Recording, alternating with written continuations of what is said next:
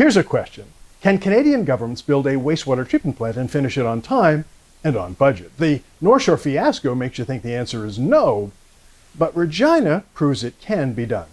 On the North Shore, we're staring at a plant more than a decade late, about $3.1 billion over budget, and shrouded in secrecy after Metro's board, behind closed doors, chose to pause the independent review.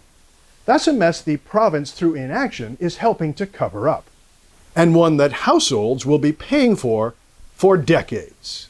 Now let's look at Regina. In 2016, the Regina wastewater treatment plant was finished on time and even $6 million under budget. It was designed to serve up to 250,000 people for 30 years. And while it's a simpler secondary facility compared to Metro's more complicated tertiary design, the execution shows Canadian cities can deliver big infrastructure competently. Lessons for Metro? Regina used a well-designed and properly executed public-private partnership led by EPCOR. Design, build, finance, operate, maintain.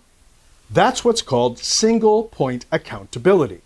The builder was locked in with skin in the game for decades, incentivized to choose reliable designs and run the plant efficiently. Metro's model? They chose to keep operations to themselves, a setup experts call weak whole-life incentive alignment. I know, it's a mouthful, but it matters. Here are two more lessons Metro ignored. Regina's project was approved in a public referendum, giving it democratic legitimacy. And the project stuck to its original scope. No costly add-ons, no scope creep. These are reasons why Regina opened in 2016 on time and under budget. While the North Shore plant, well, it might be finished sometime in the next decade. That's why we need a full public inquiry. It's not about assigning blame.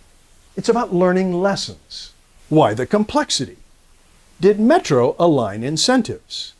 Why wasn't the scope frozen before contracts were signed? Why no operational commitment? Why no public mandate like Regina's referendum to make this project politically durable and to limit litigation risk? And where is the accountability now, with billions on the line? And here is what makes this even worse: the cover-up. Metro Vancouver's board voted in secret to pause the review. No public debate, no transparency. The province has the power to force the inquiry, but Premier David Eby's government won't act. The trial between Metro and Acciona won't even start until the spring of 2027. So why shut down the inquiry now? That secrecy erodes public trust. And that's the opposite of what happened in Regina, where the public had a say right from the start. Here's what to watch as this fiasco unfolds. Will Metro's board restart the review before the 2026 municipal elections? Will Metro and Acciona quietly settle this painful saga hidden behind an NDA, a non-disclosure agreement? Will the province step in and enforce transparency? And will residents demand accountability when they cast their ballots? If you live on the North Shore or anywhere in Metro Vancouver, this matters. Your tax bill, your environment, your trust in public institutions, all are at stake. We need that public inquiry. And if we don't get it, remember who blocked it when you vote in the next municipal elections in the fall of 2026. Thanks for watching. I'm Jeremy Cato, and this is the North Shore. We'll see you next time.